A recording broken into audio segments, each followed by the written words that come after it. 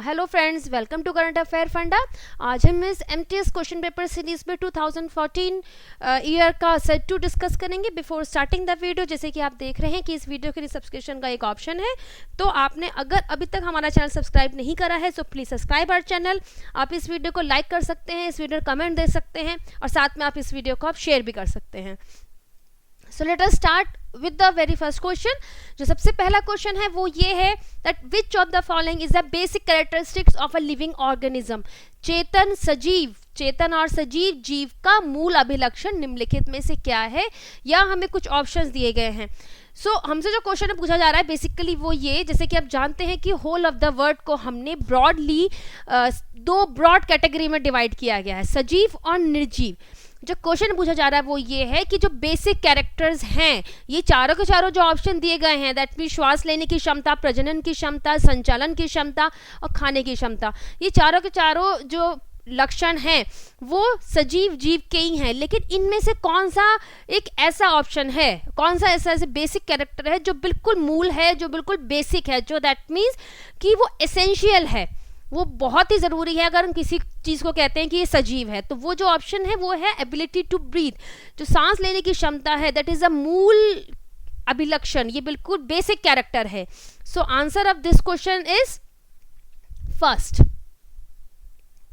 Radio activity was discovered by, रेडियोधर्मिता की खोज किसने की थी? Sir Rutherford, sir Henry Becquerel, sir Roentgen, sir Einstein. जो रेडियो एक्टिविटी सबसे पहले करते हैं कि क्या है रेडियो एक्टिविटी का प्रॉपर इसका डिस्कशन हम अपने न्यूक्लियर जो केमिस्ट्री के वीडियोस हैं उसमें हम कर चुके हैं, बट यहाँ हम इसको शॉर्ट में डिस्कस करते हैं कि रेडियो एक्टिविटी क्या होती है। इट इज़ एक्चुअल में अ फिनोमिनन। सर्टन एलिमेंट्स ऐसे हैं जो अपने में से कुछ विकिरणें निकालते हैं, कुछ उनमें से किरणें एमिट होती हैं, कुछ किरणें निकलती हैं। उस फिनोमिनन को रेडियो एक्टिविटी कहा जाता है। और ये जो फिनोमिनन है वो सबसे पहले डिस्कवर किया था सर हेनरी बैक्यूरेल ने। सो answer of this question is second. Myopia is a disease connected with, निकट दृष्टि या जिसको मायोपिया कहते हैं का रोग का संबंध किससे है, कौन से ऑर्गन से इसका संबंध है? That is lungs, brain, years और आईज। मायोपिया की जो डिजीज है वो आई से संबंध रखती है। इस डिजीज में क्या होता है कि हम पास का तो बुक वगैरह रीड कर लेते हैं या जो अपने पास की चीज़ें होते हैं उनको देख लेते हैं, लेकिन जो दूर के पोस्टर्स हैं या दूर की जो चीज़ें हैं वो हमें दिखाई नहीं देती है, उनका क्लियर विजन नहीं आता है। सो उस कंडीशन को मायोपिया कहा जाता है और ये आंखों से संबंध रखता है।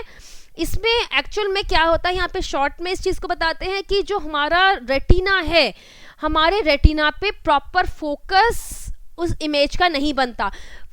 अगर हमें प्रॉपर दिखाई देना, दैट मीन्स हमें बिल्कुल क्लियर विजन चाहिए, तो जो फोकस है वो यहाँ रेटिना पे जाकर बनता है। लेकिन इस कंडीशन में, दैट मीन्स मायोपिया के केस में, फोकस जो है वो in front of the retina, retina के आगे बन जाता है, समवेयर हेयर, यहाँ पर आकर फोकस बन जाता है। तो ये तो इसी कारण होता है कि हमें दूर की जो चीज़ें हैं वो साफ दिखाई नहीं देती हैं। इस कंडीशन को मायोपिया या निकट दृष्टि दोष कहा जाता है और ये आंखों से संबंध रखता है।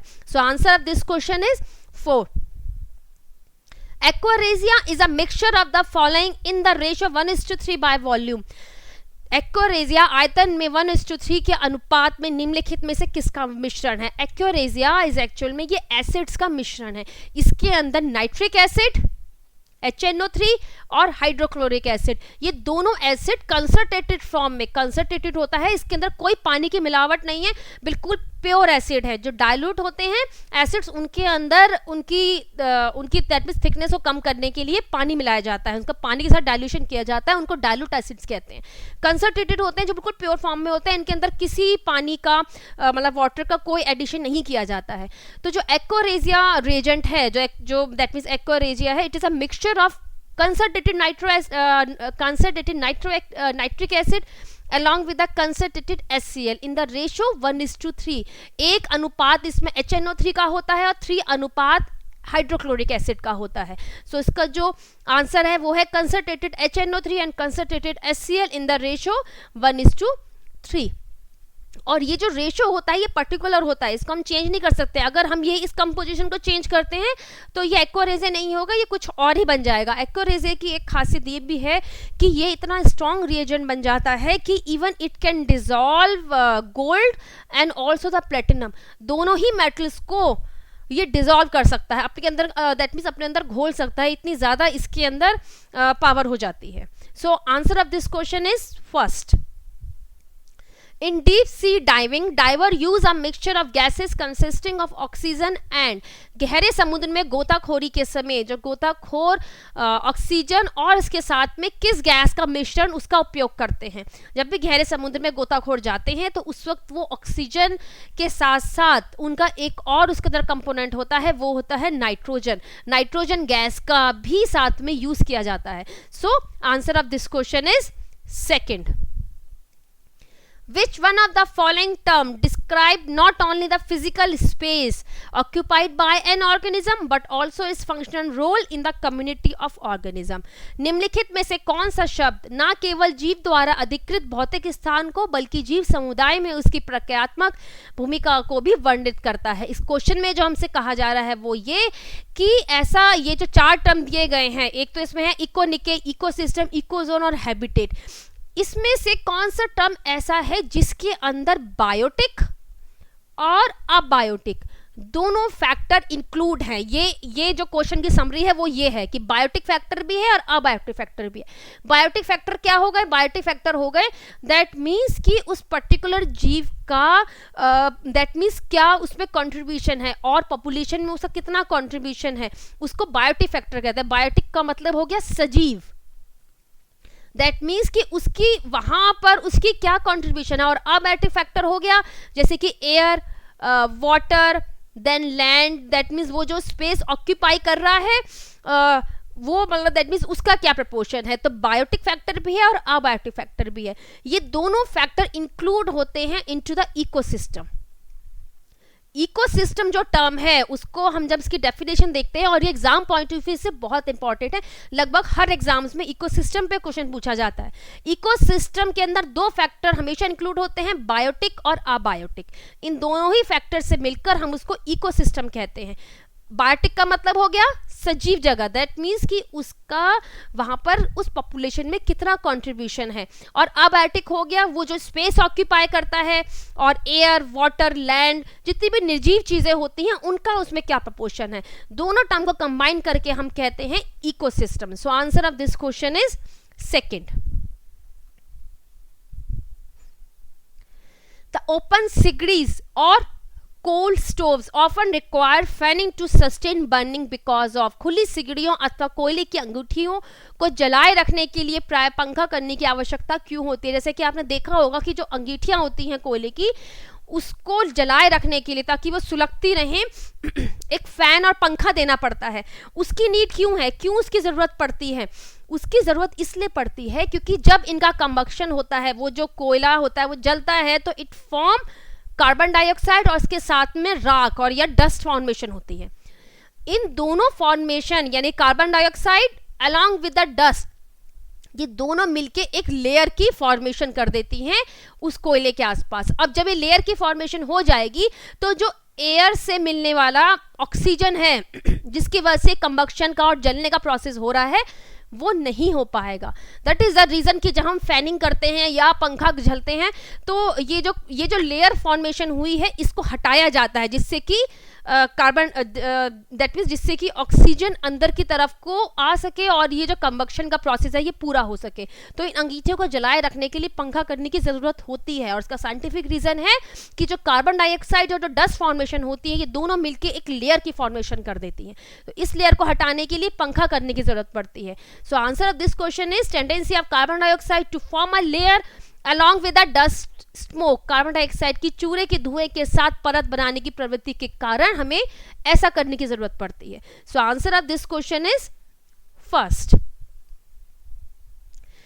Green house effect is the heating up of the earth atmosphere which is due to green house प्रभाव पृथ्वी के वायुमंडल का गर्म होना है। इसका क्या कारण है। अब ये ग्रीन हाउस इफेक्ट क्या है, इसके ऊपर प्रॉपर इसका डिस्क्रिप्शन हम अपने जनरल साइंस की वीडियो में, इसके ऊपर इवन हमने एक अलग वीडियो भी बनाया था कि ग्रीन हाउस इफेक्ट क्या है और उसका हमारी अर्थ और हमारे एटमॉस्फेयर पे क्या प्रभाव है। बट यहाँ हम इसको शॉर्ट में डिस्कस करते हैं, वहाँ पे उसके इफेक्ट और उसके कॉज, उसका बेसिक रीजन सब कुछ हमने उस वीडियो में डिस्कस किया। तो अगर आपको उसकी डिटेल चाहिए सो आप जनरल साइंस की वीडियो में ये टॉपिक सर्च करिएगा, that is a green house effect. यहाँ पे हम इसको शॉर्ट में डिस्कस करते हैं। ये क्या है, जैसे कि आप जानते हैं कि जो सूरज है, सन है, उसमें से जो रेडिएशन है वो अर्थ की तरफ आ रही हैं किरणें। अब ये जो किरणें आती हैं इनके अंदर खाली एक चीज नहीं होती है, इसके अंदर बहुत सारे कंपोनेंट होते हैं। It contain the ultraviolet rays, it contain that means it contain the infrared rays, infrared rays होती हैं, अल्ट्रावायलेट रेज होती है, साथ में विजिबल स्पेक्ट्रम होता है।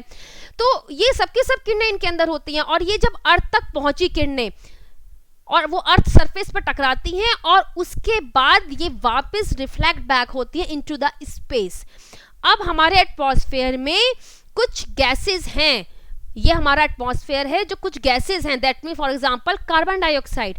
ये गैसेस क्या करती हैं कि ये इनको एब्जॉर्ब कर लेती हैं और इसका जो मेन रीजन है, जो इसका मेन फंक्शन है, इसकी जो यूजफुलनेस है वो ये है कि इसी की वजह से हमारे अर्थ में हमारे रहने लायक टेम्परेचर मेंटेन हो पाता है।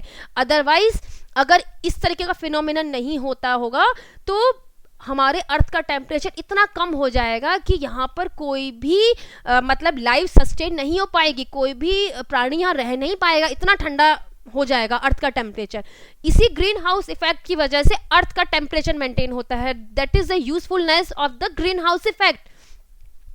लेकिन अब क्या हो रहा है कि लेकिन अब ये जो गैसेस हैं इनका अब पॉल्यूशन की वजह से बहुत ज़्यादा रेशो एटमॉस्फेयर में बढ़ता जा रहा है।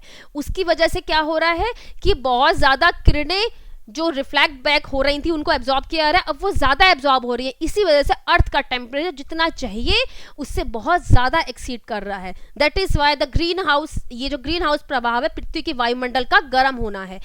अगर यही गैसेस कार्बन डाइऑक्साइड और ये जो क्लोरोफ्लोरोकार्बन्स है ये इनका अगर ज़्यादा अनुपात हो जाएगा तो ये उतनी ज़्यादा किरणों को अपने अंदर एब्जॉर्ब कर लेगी, उतना ज़्यादा वायुमंडल का और अर्थ का टेम्परेचर बढ़ता जाएगा। तो ये इसका एक ड्रॉबैक हो रहा है, that is because of the pollution.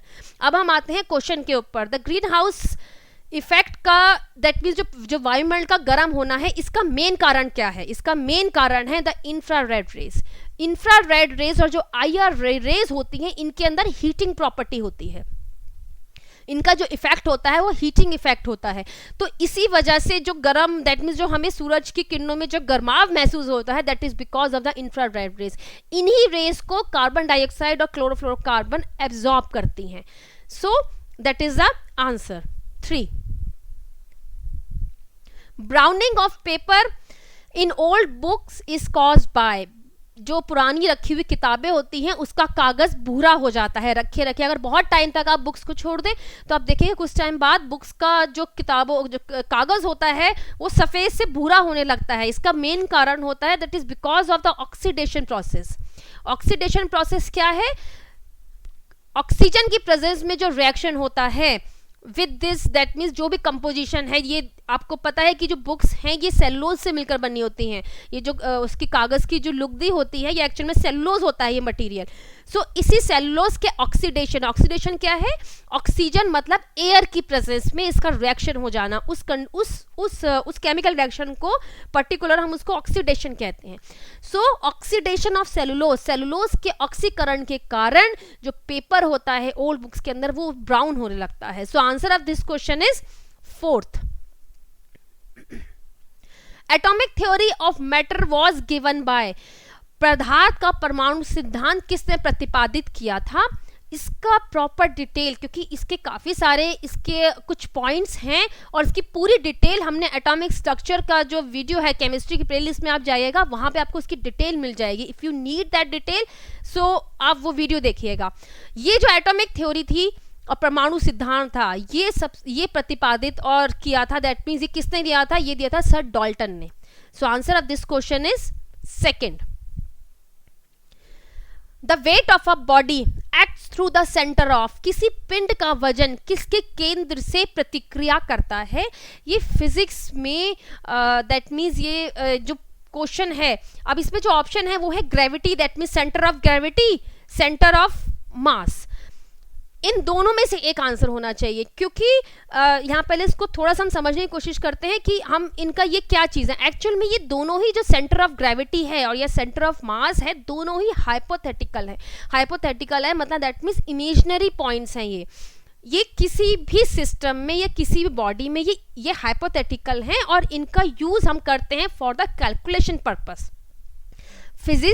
Physics में जो मैकेनिकल फिजिक्स है उसमें हम किसी भी बॉडी का मोशन कैलकुलेट करने के लिए सेंटर ऑफ मास और सेंटर ऑफ ग्रेविटी का यूज किया जाता है। सो यहाँ पे हम इसको सिर्फ शॉर्ट में देखते हैं कि वो क्या चीज है। सेंटर ऑफ मास को आप ऐसे जानिए कि दैट इज अ पॉइंट, ये एक ऐसा पॉइंट है जहां पर अगर हम फोर्स अप्लाई करते हैं तो जो ये जो बॉडी है, मान लीजिए ये बॉडी है और ये मान लीजिए कि ये इसका सेंटर ऑफ मास है। सेंटर ऑफ मास का नीड ये नहीं है कि हमेशा सेंटर में ही होगा। यहां पर अगर मैं इस पॉइंट पे फोर्स कोई अप्लाई करती हूं इन दिस डायरेक्शन, इस डायरेक्शन मैंने फोर्स अप्लाई करा, तो ये जो बॉडी है ये मूव कर जाएगी in the direction of force. Direction क्या है फोर्स का यहाँ, और वो इस तरफ ही मूव कर जाएगी विदाउट रोटेशन। इसको हम इस पॉइंट को हम कहते हैं सेंटर ऑफ मास। और सेंटर ऑफ ग्रेविटी क्या है? Centre of gravity is a point where all the torque और all the force due to gravity vanishes. सारे जितने फोर्स होते हैं ग्रेविटी की वजह से वो सब वैनिश हो जाते हैं। सो उसको हम सेंटर ऑफ ग्रेविटी कहते हैं।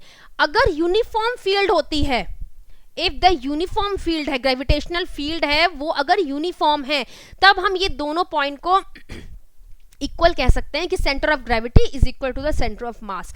अगर ऐसा नहीं है तो ये दोनों पॉइंट अलग अलग हैं, इसलिए हम ये 3 ऑप्शन को नहीं देख सकते, क्योंकि यहाँ पर क्वेश्चन में कुछ भी ऐसा मेंशन नहीं है कि दैट फील्ड इज यूनिफॉर्म या जो ग्रेविटेशनल फील्ड है वो यूनिफॉर्म है। तो इसलिए हम यहाँ जो इसका आंसर देंगे वो देंगे सेंटर ऑफ ग्रेविटी का, क्योंकि सेंटर ऑफ ग्रेविटी एक ऐसा पॉइंट है जहां पर बॉडी का जो वेट है वो हम मानते हैं कि वो एक्ट करता है, ऐसा ये माना जाता है फिजिक्स में।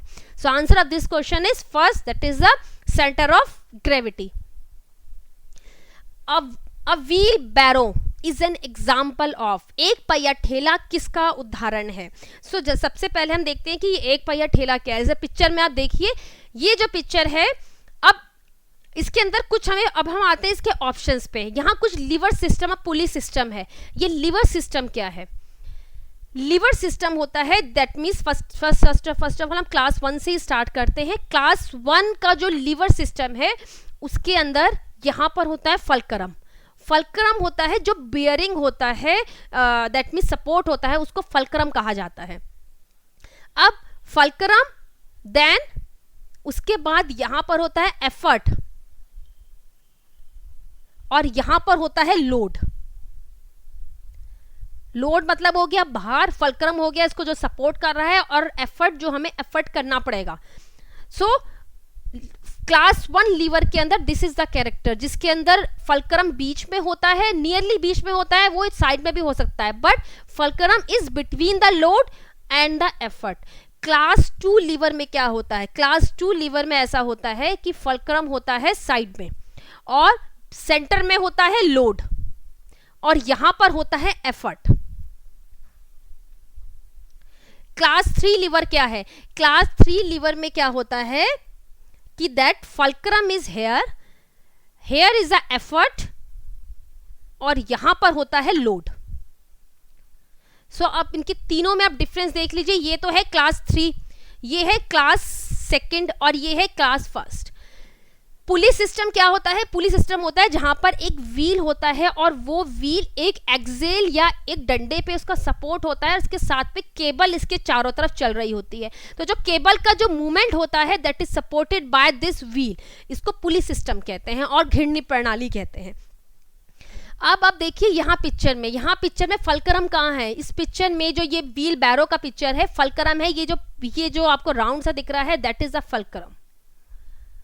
ये है फल्क्रम, ये है लोड और ये है एफर्ट। तो आप देखिए कि इसके अंदर क्या है? इसके अंदर एफर्ट और लोड ऑफ फल्क्रम साइड में है, दैट मीन्स ये है second, that is a class 2 lever प्रणाली है ये, जिसके अंदर फल्क्रम है वो बिल्कुल साइड में है, लोड बीच में है और एफर्ट उसके दूसरी तरफ है। तो so this is the class second lever प्रणाली से ही बिलोंग करता है wheel barrow. So answer of this question is 4। Which among the following is a covalent compound? निम्नलिखित में कौन सा सहसंयोजक यौगिक है? कोवलेंट कंपाउंड क्या होते हैं? कोवलेंट कंपाउंड होते हैं जो कि आपस में इलेक्ट्रॉन की साझेदारी से बनते हैं, उसके अंदर कोई इलेक्ट्रॉन का पूरी तरीके से डोनेशन नहीं होता, ना कोई पूरी तरीके से इलेक्ट्रॉन को गेन करता है। कोवलेंट का मतलब होता है साझेदारी, कोवलेंट का मतलब है साझेदारी, मतलब आपस में समझौता करना, आपस में जो इलेक्ट्रॉन है उनको बांट लेना, इक्वली एक दूसरे से बांट लेना, तो उनको हम कहते हैं कोवलेंट कंपाउंड। अब यहाँ जो ऑप्शन है वो है calcium chloride, magnesium fluoride, sodium chloride. इसके अंदर ये जो है that is the ionic compound.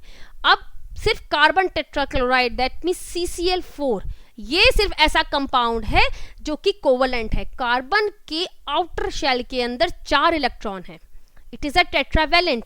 इसका प्रॉपर डिस्क्रिप्शन हम केमिस्ट्री में हम बता चुके हैं, ये टॉपिक कवर हम दैट मीन्स हम कर चुके हैं, जैसे हमने आयनिक कंपाउंड, कोवलेंट कंपाउंड और कोऑर्डिनेशन कोवलेंट कंपाउंड, तीनों टॉपिक हम कवर कर चुके हैं। तो अगर आपको डिटेल चाहिए सो आप वीडियो पे जाइएगा। 4 इलेक्ट्रॉन है और सिमिलरली क्लोरीन को 1 इलेक्ट्रॉन चाहिए, तो इस तरीके से साझेदारी होती है, एक एक इलेक्ट्रॉन की साझेदारी इस तरीके से होती है, दोनों के दोनों अपना ऑक्टेट पूरा कर लेते हैं, क्लोरीन और कार्बन दोनों। इसको हम कहते हैं कोवलेंट कंपाउंड।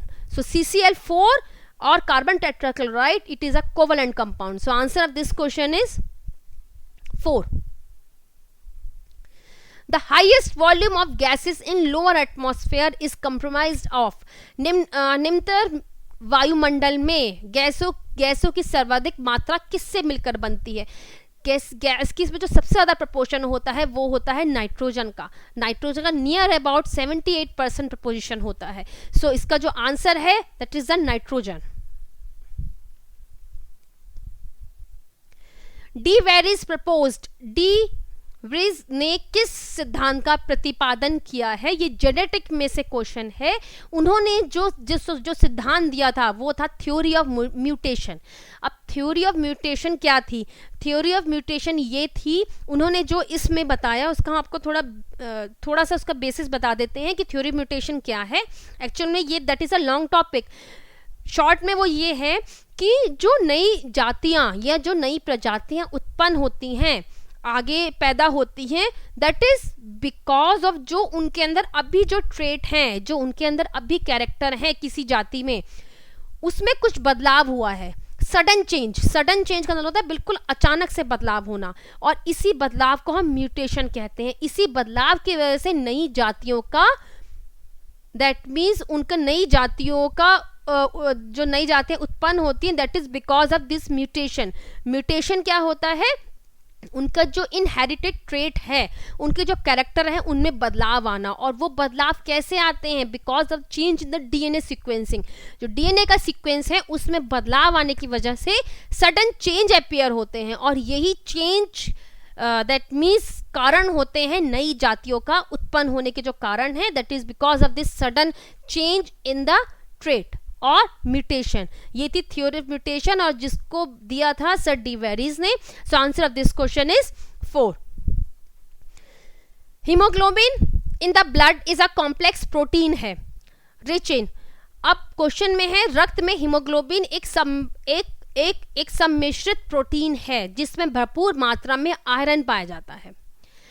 हीमोग्लोबिन जो हमारा ब्लड का एक, that means it is a complex protein molecule है, प्रोटीन से मिलकर बना हुआ है, साथ ही पोरफायरिन रिंग, इसके साथ में आयरन प्रेजेंट होता है।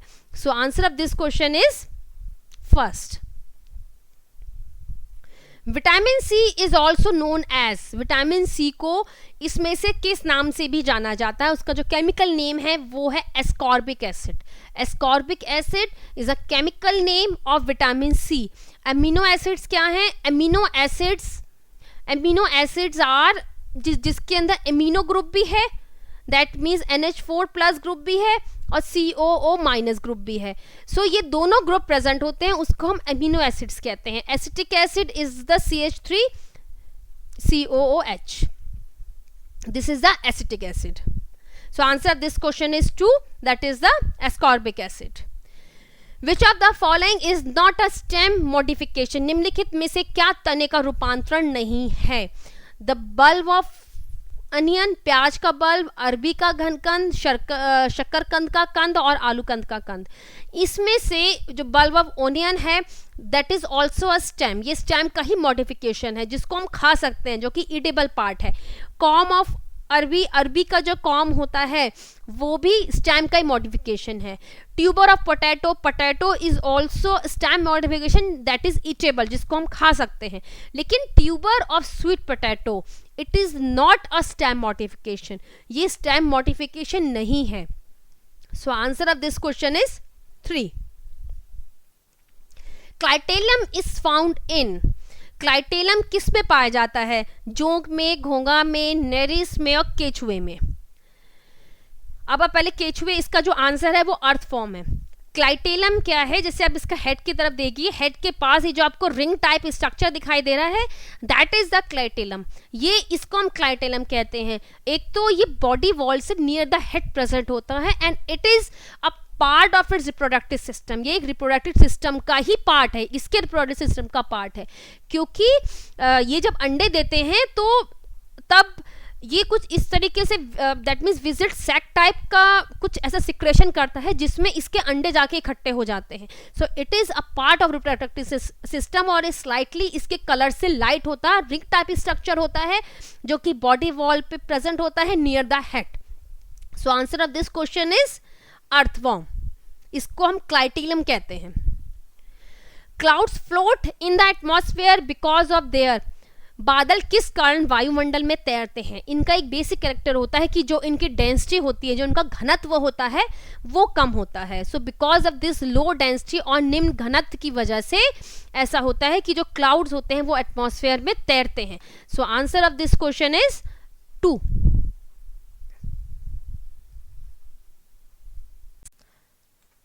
With this note we end our session. सो इस टॉपिक से रिलेटेड वीडियो आपको प्लेलिस्ट में मिल जाएंगे. अगर आपने अभी तक हमारा चैनल सब्सक्राइब नहीं किया है तो please subscribe our channel. This is our Twitter handle link, this is our Facebook page and this is our website. So with this note, thanks for listening me. Have a nice day.